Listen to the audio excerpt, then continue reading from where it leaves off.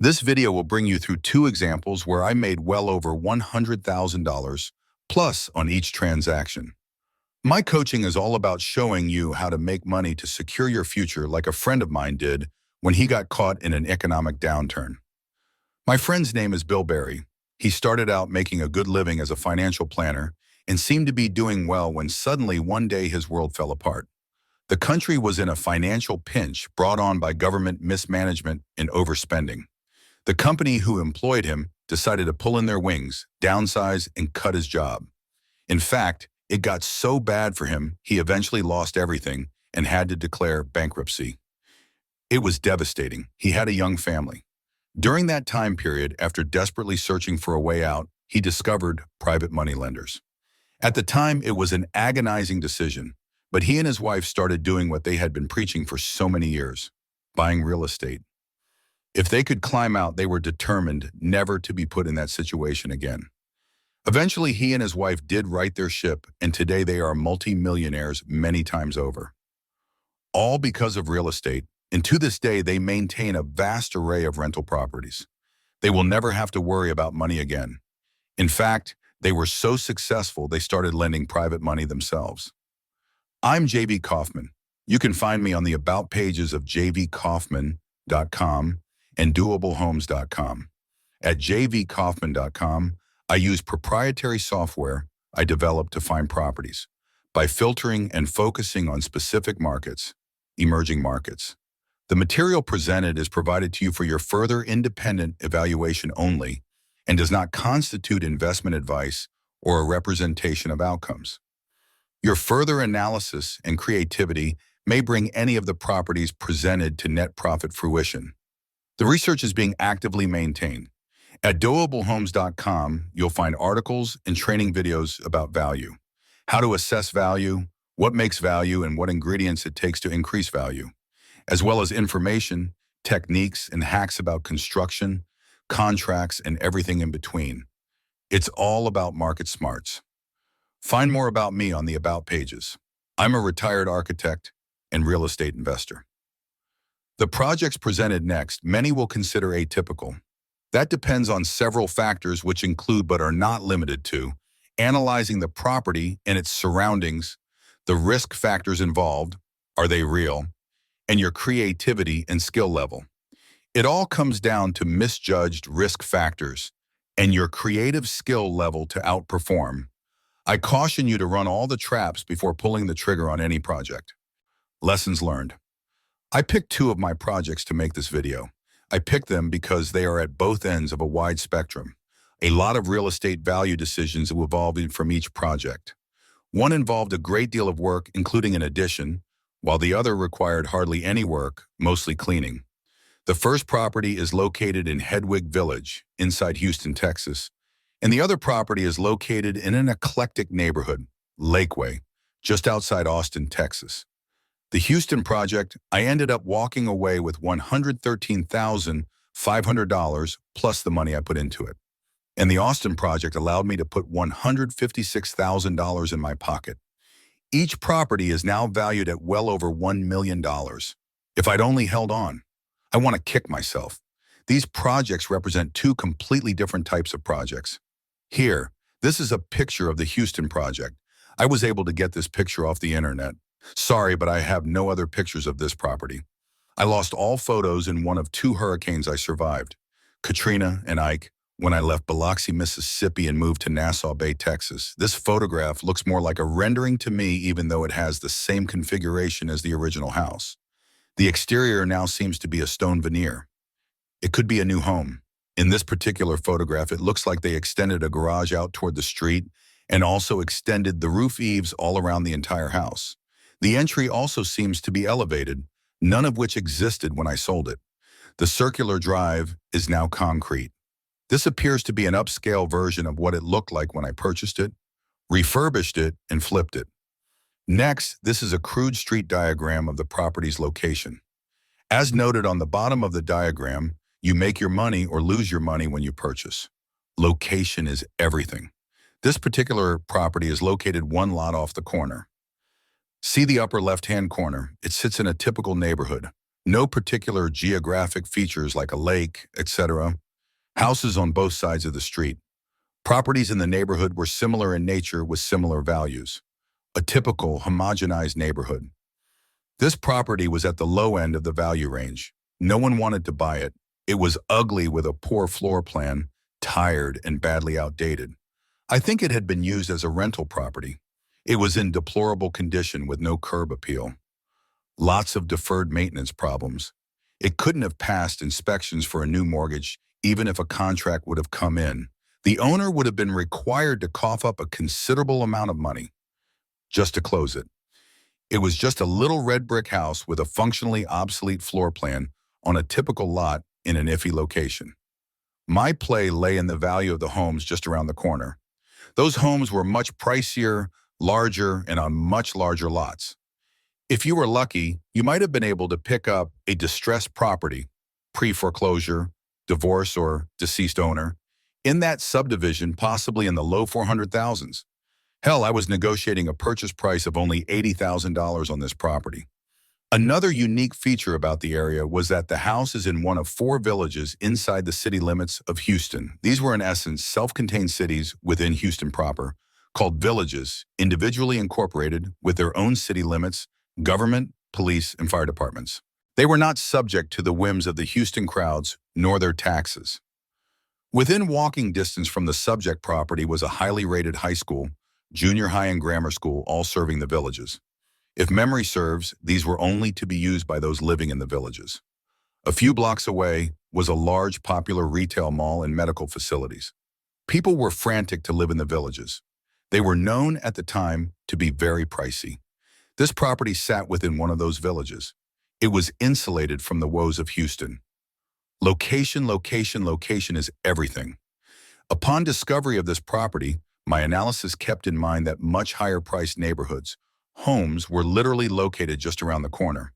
After inspecting the property, I determined that if I could refurbish it the way I imagined it and affordably, I could demand in the mid-200s or higher and cash out, making a lot of money for my efforts. After it was all said and done, I realized I should have listed it for much more money. It went quickly once I completed it and put it back on the market. It was one lot off the corner, which had a small contemporary house on it, shaded by a beautiful live oak tree. Compared to the other homes in the neighborhood, that corner house was a unique smart house, so I didn't think it would be detrimental to what I was planning. This slide shows a diagram of the subject property's floor plan. Like I've already said, it's a typical little brick house, about 1,800 square feet. 3 bedrooms, 2 full baths, dining, living, kitchen, garage, and a driveway. All the right living spaces were there, even though they weren't ideally arranged. The floor plan's traffic pattern was in serious need of help. As I did my inspection, I took notice of where the washer and dryer was located and the back door entrance. Even though the living area was cut up and didn't work, and the dining area was small, all the rooms were there. So this is what I started with. Bathroom number 1 had no bathtub. It had a shower that needed work. The tile was good, but it needed cleaning and recaulking. If you study the floor plan layout, you'll note the bathroom locations afforded no access to bedroom number 2. The public or living areas had no access to a bath except through a bedroom. Visitors would have to go through a bedroom to get to a bath. As you will note, I never fully resolved those problems. I had to assume kids visiting would use one of the existing bathrooms and an adult would have access to another bath location yet to be determined. Like I said, the house had about 1,800 square feet to begin with, and I expanded it 1,000 square feet. Also note it had a typical straight-in drive, typical of a low-end subdivision. It had a 2-car garage with all the hardware necessary for 2 overhead doors. One thing I wanted to note is as I sketched the plan during my inspection, I noted that the washer and dryer connections weren't in the best locations. They weren't in the heated portion of the house. But the big plus was that the plumbing that served the washer and dryer was in an ideal location if I were to consider adding, for instance, a master bedroom suite to that end of the house off the back, a mother-in-law plan, which I ultimately did. Also, on this particular diagram, I point out the location of the back door. It too was ideally located if I were to consider adding a mother-in-law master bedroom suite. The dining area was there, although small, It did have hardwood floors, which was amazing. In this particular diagram, I'm pointing out all the windows in the house. They were dated, all heavy aluminum double-hung windows that were dated, had oxidized, and looked like hell. My budget wouldn't allow me to replace them. What I did instead was take all the screens that covered the windows, went to my local handy-dandy hardware, and found some newly manufactured off-white solar screen material, supposedly engineered, based on NASA technology, that would help keep the sun and heat out. I replaced all those ugly, worn-out, oxidized metal screens with nice, fresh, light, off-white vinyl-like sunscreens. So instead of seeing the aluminum windows from the street, you saw the light solar screens, which solved my problem and eventually blended in nicely with the exterior paint I'd select. Besides hiding the ugly windows and adding curb appeal, they would serve as a talking point to speak about their effectiveness: the solar screens.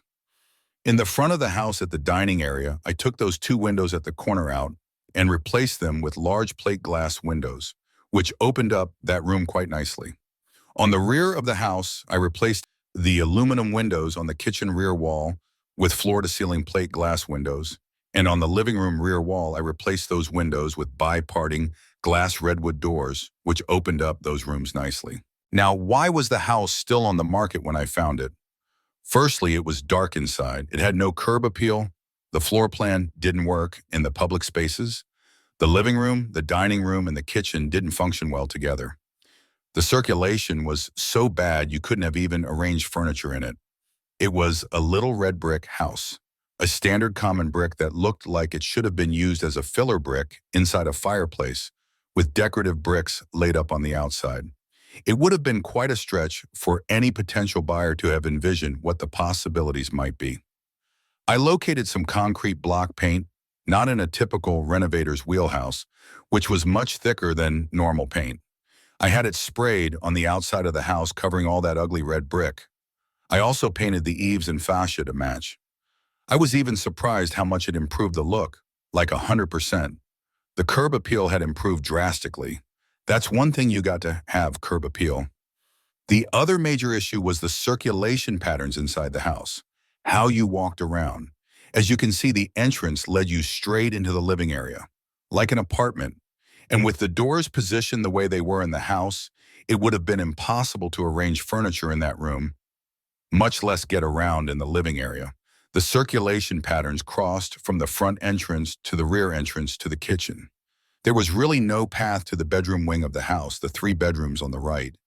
And the wall between the living and the kitchen was just killing the space. It had to go. I ended up taking that wall out between the living room and kitchen. I replaced it with a flitch beam. Removing the wall opened the space dramatically. It became a completely new workable floor plan. Now, the front yard number 1. I added a circular drive, not concrete, that would have been too expensive. I laid it out roughly in the grass with metal garden borders you can find at any Home Depot, and had a dump truck full of iron ore, which was popular at the time, dump it appropriately around the circular drive pattern. My thoughts: if I could pull this off, it would attract a more sophisticated buyer. They, having more cars, would want more space to park and maneuver. So the circular drive resolved that problem. I finally pegged my ARV after repair value at about $250,000, which ultimately should have been higher. Number 2, we've already talked about. I took the brick that enveloped the home and sprayed it with a thick white paint. It really made the exterior pop. I decided to use redwood tongue and groove siding at the front entrance, which helped to upgrade its sophistication. I used a couple $100 to plant ground cover, making 2 front entrance gardens, which also helped. I also planted a small flowering tree at the entrance. I built a wall at the edge of the entrance stoop and moved the front door to it, which I replaced with a full glass redwood door. I sheetrocked the hole that the old entrance door had occupied, making that a solid wall. I opened the wall to the right so people entering would turn immediately to their right. That improved circulation tremendously. The entrance space created was just deep enough for a small foyer piece of furniture in that area. And as you walked in, instead of walking straight into the living room, you'd take a right and either proceed to the bedroom wing or a left into the kitchen living room area. We've already discussed the wall between the kitchen and living area. That wall was removed and replaced with an overhead beam. I replaced the almost non-existing kitchen cabinets with job site-built cabinets. It ended up working out rather well because we left the space between the upper and lower cabinets open so the kitchen integrated well with the living area, helping to bring those spaces together. It all created a rather casual atmosphere which would appeal to a trendy group. I converted the garage to a large room, perhaps a game room, put louvered doors on the washer-dryer area, and added a cabinet to the left of the washer-dryer, painted the walls, and added a piece of indoor-outdoor carpet. Where the original back door was located, I added an entrance door to a master bedroom suite. The washer-dryer plumbing made it easy and affordable. This diagram shows the master bedroom located on the back of the house. It all tied together. The new master bedroom had lots of closets with a clear story above, so I really opened things up. The back doors off the bedroom were bi-parting glass doors. The master suite and its location in the floor plan is what sold the house.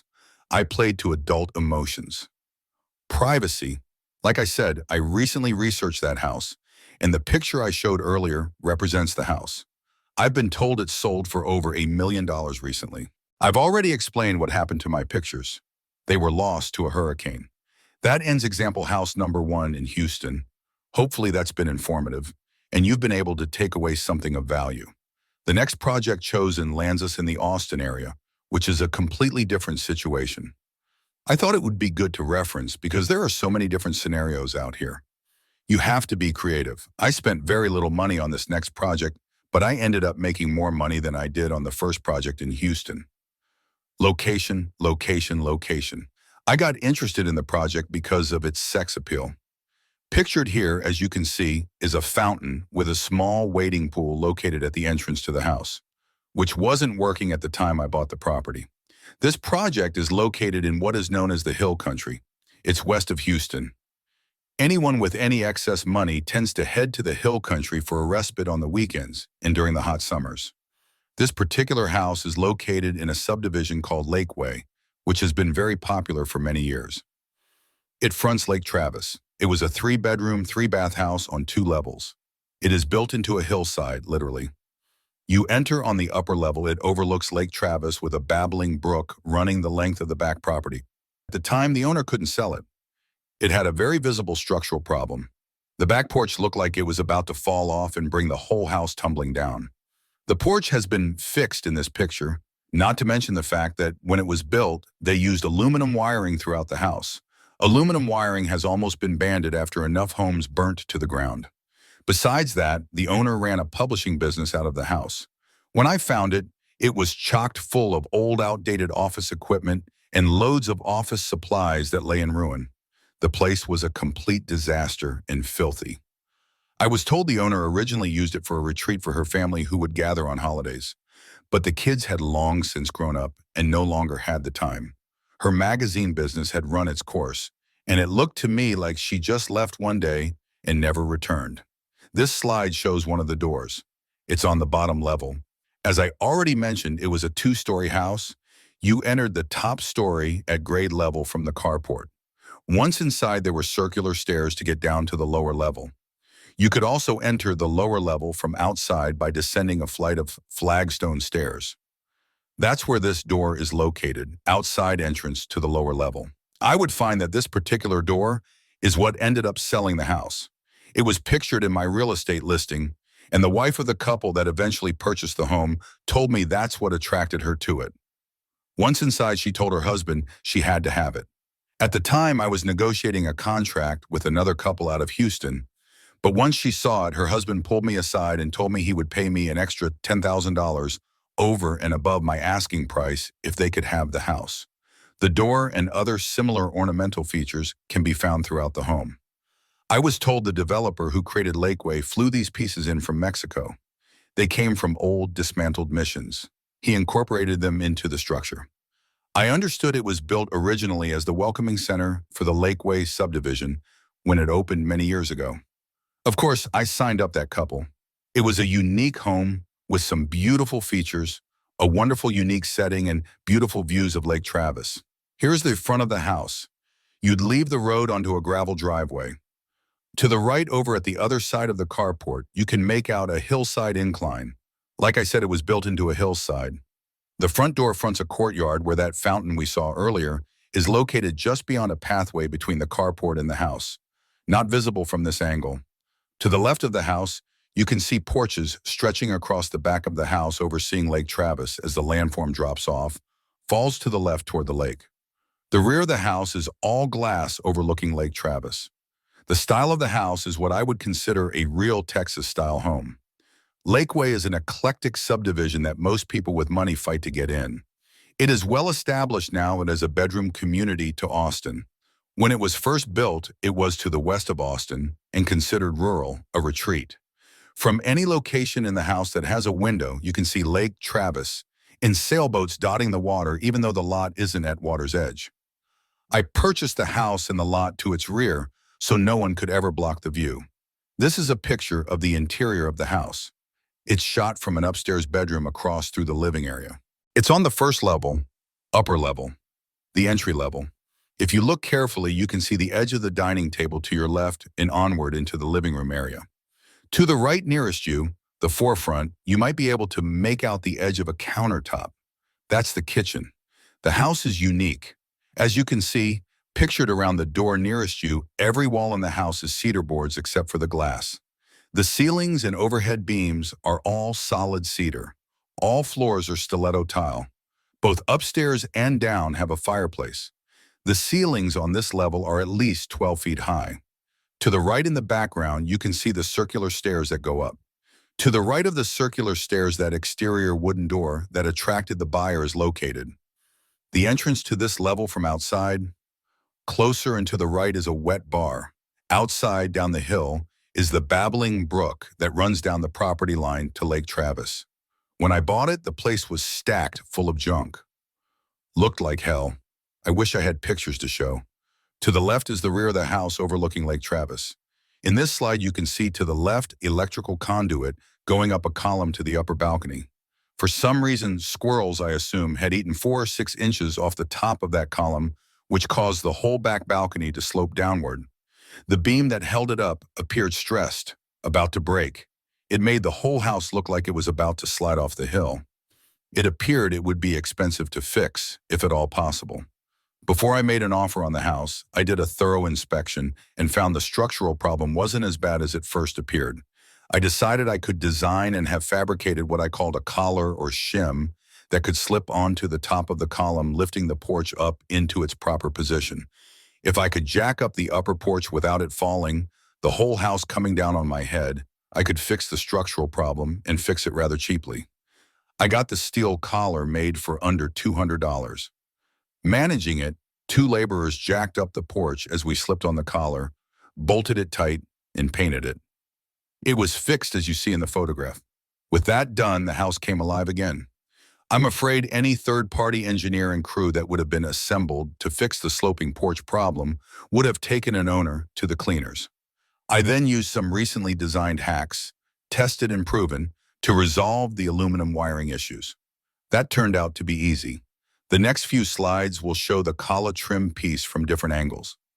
I didn't have to take the electrical down either, which saves serious money. It ultimately cost me $1,500 in labor costs to get the back porch jacked up and leveled. I added a bit of landscaping from a mail order outfit, about $3,000. Included were pink crepe myrtle trees and red oak trees for color. Everything is green in that neck of the woods. I added more red oak down by the creek for color. I created a cactus garden along the entrance drive, which was thriving when I sold the property. Project done. That's it besides having the insides thoroughly cleaned and trash hauled away. I did paint one small accent wall downstairs, forest green, and added louvered shutters to enclose a part of the downstairs bedroom. I ended up walking away with $156,000 from this project. The last time I checked on that house, it was valued at well over $1 million. Again, too bad I didn't hold on to it. So here are the numbers. The numbers on the house I purchased in Houston. I convinced the owner it would never pass inspections, and rightly so. He would end up putting a lot of money into it. I negotiated the price down, got owner financing with a balloon payment, but no prepayment privilege. That saved me tons of money. There was a realtor fee involved, and half of that came back to me because I was a licensed broker at the time. So the property ended up costing me $77,600. I put $51,400 into the repairs and the addition. So ultimately, that brought the price up to $129,000. When I sold it, there was a real estate fee of 3% paid. That was based on the ARV, after repair value, which was $250,000. So the total cost of $136,500 was subtracted from the sales price, which left me $113,500. This was a property where the risk had been misjudged, and I got creative and profited from it. The project in Austin, I purchased with owner financing due to perceived inspection problems also. It would have never passed inspections in the shape it was. The realtors handling the property had already written it off as land value only, and it took some doing just to get an agent to come out and show it to me. And that happened to be a new agent still wet behind the ears. As far as they were concerned, the house was worth nothing. It should have been torn down. They had misjudged the risk and had made up their minds the house would be torn down. Eventually, the owner would sell the property for lot value only when the owner had had enough. Boy, were they surprised when my contract came in. Lucky I had a new agent wet behind the ears, or my contract may have never been presented correctly. I coached her. I ended up putting about $12,500 into that house, which included fixing the porch, paying labor to clean out the house thoroughly, and improving the landscaping. I ended up having $262,500 in that house overall.